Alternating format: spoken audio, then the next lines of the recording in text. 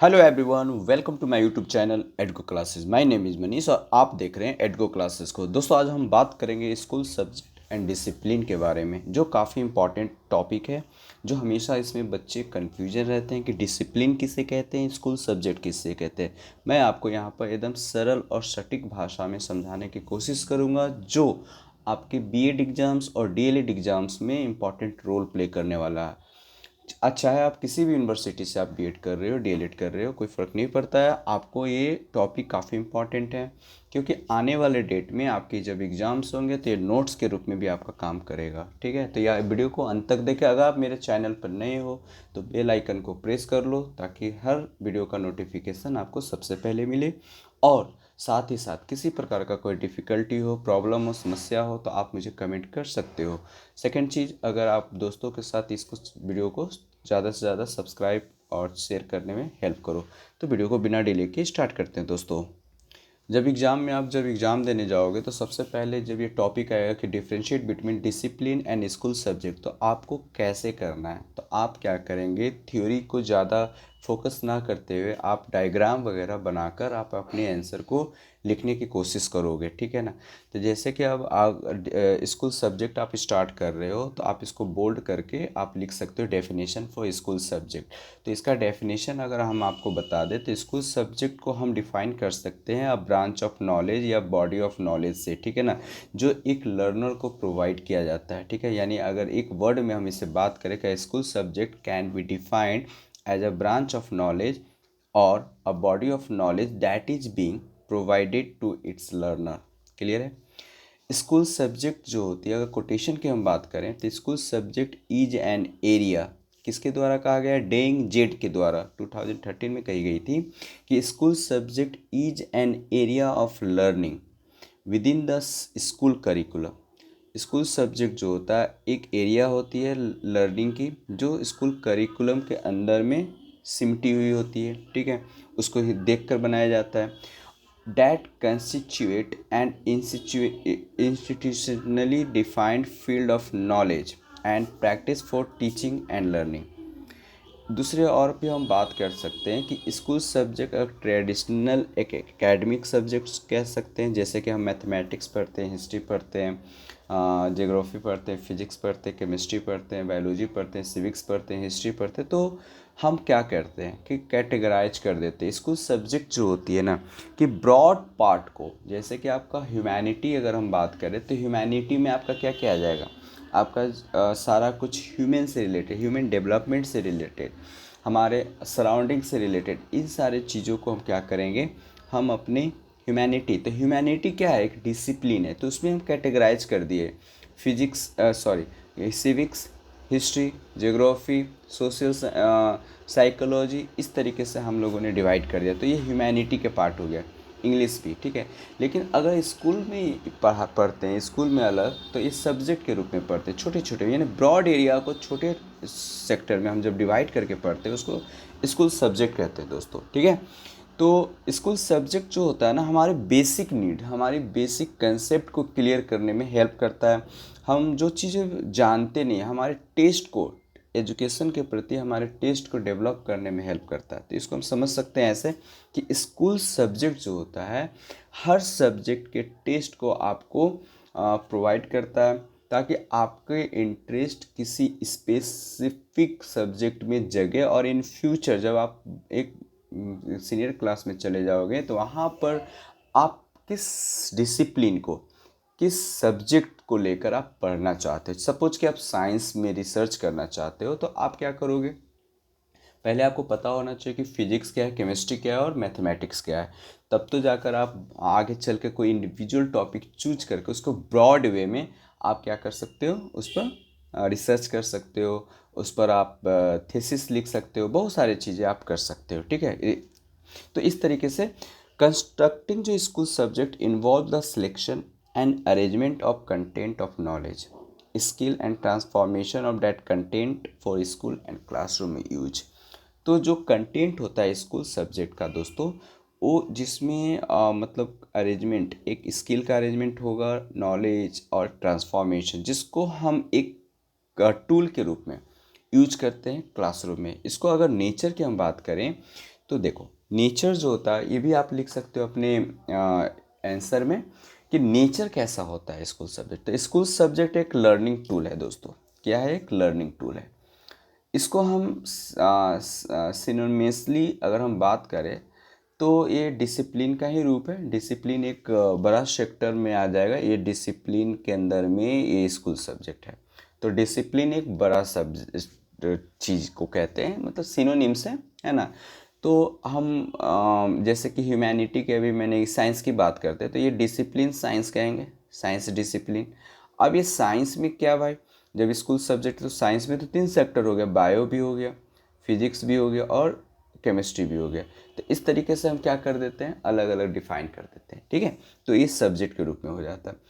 दूसरे हम बात करेंगे, it is refer to a particular area of learning. जो सब्जेक्ट्स होता है ये पार्टिकुलर एरिया ऑफ लर्निंग को रेफर करता है। दूसरे give intrinsically rewarded experience to student, ठीक है। Contribute self actualisation, personal growth and individual freedom, ठीक है। समझ में आ रही बात है। इसमें स्कूल सब्जेक्ट जो होता है need to be formulated according to the need of student. इसको बनाया जाता है अकॉर्डिंग टू नीड, मतलब इंडिविजुअल नीड नहीं बात हो रही है, ग्रुप ऑफ द स्टूडेंट्स की नीड के अकॉर्डिंग इसको फॉर्मुलेट किया जाता है, इसको मेड किया जाता है। दूसरी थर्ड थे derive content from wide range of source. मैंने बताया कि ये जो वाइड रेंज रिसोर्सेज होते हैं उसको डिराइव करके कंसाइज करके इसको बनाया जाता है। तीसरी नेक्स्ट जो हम बात करेंगे, नेक्स्ट आगे हम बात करेंगे कि ये जो होता है आप need of occupation, profession and vocation. Vocation means job. जब आप की कोई वोकेशन जॉब की ज़रूरत होती है, ऑक्यूपेशन की ज़रूरत होती है, तो सब्जेक्ट आपको वोकेशन में हेल्प नहीं करेगा, उसके बेस बनाने में हेल्प करता है। आने वाला डिसिप्लिन जो होता है वो आपका वोकेशन में डायरेक्टली हेल्प करेगा। एक वोकेशनल कोर्स जो होता है, जो कोर्स आप बोलते हो, तो वोकेशनल डिसिप्लिन जो होती है स्पेशली आप जो पढ़ते हो डायरेक्टली, वो पढ़ने के बाद आपको जॉब होगा डायरेक्टली। तो इस तरीके से आप कह सकते हो कि डिसिप्लिन जो होता है वो हमारे जॉब को क्रिएशन में भी हेल्प करता है, प्रोफेशन में भी हेल्प करता है और ऑक्यूपेशन में। जो डिसिप्लिन होता है एक area of learning with in the school curriculum. मैंने आपको बताया ये जो एरिया होता है और जिसको स्कूल करिकुलम के अंदर में बनाया जाता है। चलिए आगे देखते हैं। तो इतना सारा चीज़ आप सब्जेक्ट के अंदर में आप लिख सकते हो। अब हम डिसिप्लिन की हम बात करते हैं। तो डिसिप्लिन क्या होता है? तो डिसिप्लिन तो आप समझ ही चुके हो कि डिसिप्लिन होता क्या है।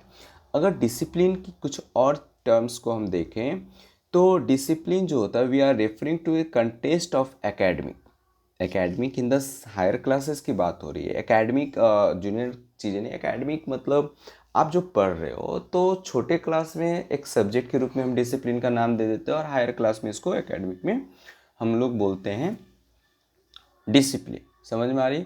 तो स्कूल डिसिप्लिन जो होता है, school this is should not be confuse with school discipline. ये यहाँ पर लिखा हुआ है कि स्कूल डिसिप्लिन का मतलब ही होता है कि आप taken by a teacher. Teachers क्या करते हैं, उस सब्जेक्ट को तैयार करते हैं according to organisation, according to institution और अकॉर्डिंग टू स्टूडेंट नीड या group of students need. Okay. तो जो वे जब उसमें क्या होता है कि when their behaviour disrupt the ongoing educational activity या break rules created by the teacher या स्कूल सिस्टम। तो आगे चल के क्या होता है कि but we are not dealing with the concept of present context. Discipline की अगर बात करें तो ये बहुत सारा इसका मीनिंग्स है, बहुत सारा जो वर्ड्स है अलग अलग सोर्सेज से अलग अलग इसका मीनिंग देखने को मिलेगा। तो हम यहाँ पर चीज़ें समझ सकते हैं, जैसे कि आपको द टर्म डिसिप्लिन में be use to many things at the same time. क्या क्या है भाई? तो अगर एटिमोलॉजी की बात करें, एटिमोलॉजी की, तो डिक्शनरी जो सजेस्ट करता है डीसी प्लस। डीसी प्लस का मतलब प्यूपिल की बात कही गई है, ठीक है। ये भी आप लिख सकते हो व्हाट इज द डिसिप्लिन। तो DC plus means प्यूपिल and discipline means teaching भी, ठीक है। तो लैटिन में डिस्प्लिना का मतलब टीचिंग लर्निंग हो गया एंड इंस्ट्रक्शन हो गया। द ओल्ड इंग्लिश वर्जन में ये रेफर ब्रांच ऑफ नॉलेज या फील्ड ऑफ स्टडी बोला गया, ठीक है। यहाँ तक तो बातें समझ में आ रही होगी। चलिए आगे देखते हैं। आगे अगर हम डिसिप्लिन की बात करते हैं तो disciplines are broken into sub discipline. And sub discipline. मतलब ये डिसिप्लिन हो गया, उसको सब डिसिप्लिन और उसको सब्जेक्ट, इस तरीके से यहाँ पर हम बात कर सकते हैं। This is the convenient way to recognise a library, a school programme और a higher education institution. Okay, अगर हम बात करें नेचर की, डिसिप्लिन का नेचर क्या होता है, तो डिसिप्लिन जो होता है एक इम्प्लाई एन ऑर्डर पे में इम्प्लाई किया जाता है। दूसरी चीज़, it is related to teaching learning process, ये टीचर लर्निंग प्रोसेस है। Third, it is related to processing of knowledge, it involve education of more knowledge, है ना, यहाँ पर more knowledge through organisation and existing knowledge. जो discipline होता है it is basically related to learning process and education, ये learning process और education से रिलेटेड होता है। दूसरी, it is related to the learner teacher, जो टीचर लर्नर्स होते हैं उसके लिए भी काफ़ी इंपॉर्टेंट होता है, उससे रिलेटेड होता है, और एक्सपर्ट बनने में भी हेल्प करता है। आप किसी एक इंडिविजुअल सब्जेक्ट में एक्सपर्ट होते हो तो वो डिसिप्लिन से रिलेटेड रहेगा। स्पेशलिस्ट अगर आप बनते हो तो that is the part of discipline, it is related to construct of new knowledge, ये न्यू नॉलेज को कंस्ट्रक्ट, न्यू आइडियाज़ को कंस्ट्रक्ट, न्यू रिसर्च को कंस्ट्रक्ट करने में हेल्प करता है। Next, it imply that knowledge grow and expand, जब आपका नॉलेज बढ़ता है तो आप उसे ग्रो करते हो, एक्सपेंड करते हो, और सिमिलरली आप कहीं पर उसको इवन आप यूज भी करते हो। ठीक है।